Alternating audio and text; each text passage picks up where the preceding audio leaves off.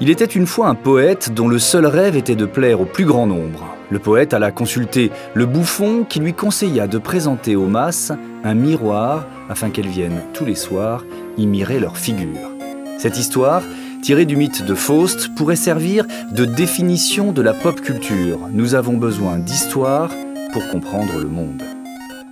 Je m'appelle Thomas, je suis journaliste et je collectionne les BD depuis mon plus jeune âge. Corto Maltese, Tintin, Superman ont bercé mon enfance. Je suis d'abord un fan, un passionné, à qui l'on a souvent dit « Mais comment peux-tu t'intéresser à des individus en pyjama qui courent sur les toits ?» Pourtant, je suis persuadé que derrière son apparence légère, la culture pop détient une profondeur presque mystique.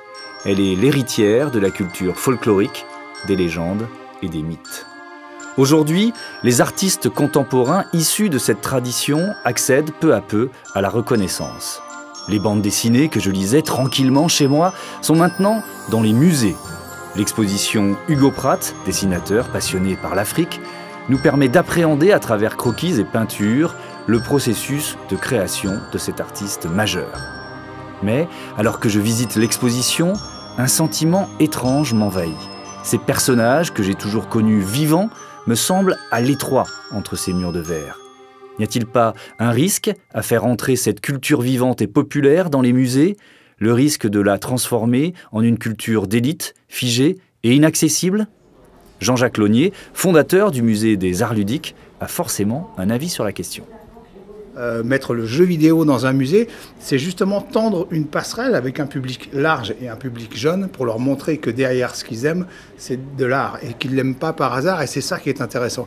Donc au contraire de le rendre élitiste, ça le rend accessible et c'est super valorisant. Moi j'aurais aimé, plutôt qu'on me dise lis pas ça, qu'on me montre qui est Jack Kirby, comment il a inventé ses personnages, comment il s'est inspiré de la mythologie, quelles ont été ses influences. Je compare souvent les studios des jeux vidéo par exemple, aux studios de la Renaissance italienne où il y avait plein d'artistes venus du monde entier qui travaillaient tous ensemble autour d'une grande œuvre, et c'était pour construire une église, c'était pour voilà, mais les commanditaires étaient l'église, était la royauté, étaient des riches banquiers. Aujourd'hui c'est le public et ces artistes travaillent tous ensemble pour produire des choses fascinantes. Or les artistes sont méconnus, voire dénigrés, les autorités s'y intéressent pas beaucoup et se laissent finalement dépasser par un mouvement qui pour le coup est en train de devenir populaire parce que le succès de l'expo est considérable, parce que 75% des gens jouent aux jeux vidéo en France, que l'art vienne finalement des gens et de la passion des gens pour ces artistes-là, et que ça dépasse finalement les institutions, c'est ça qui va être intéressant.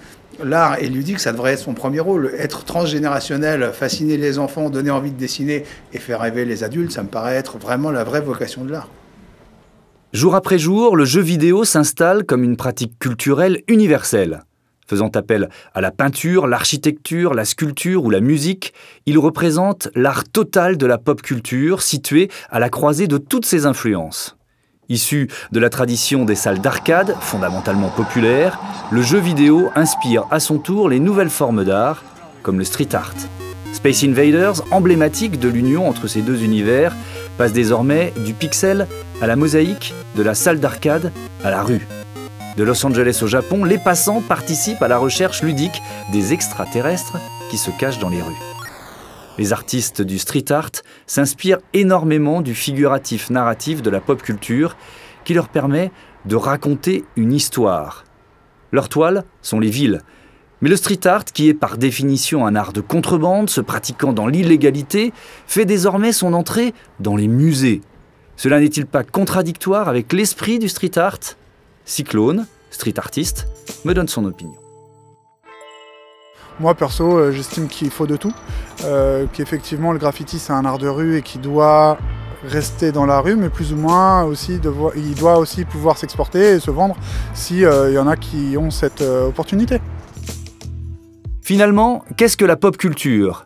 La pop est éternelle et mortelle. La pop, ce sont des artistes et un système, c'est mignon et c'est vulgaire, c'est bruyant et c'est intello, c'est superficiel comme des fringues et profond comme une mythologie, c'est une copie de copie, mais c'est aussi une résurrection perpétuelle. Elle nous raconte des histoires, elle nous transmet des mythes et des allégories qui nous permettent de mieux comprendre le monde et de mieux nous connaître. En un mot, c'est vivant.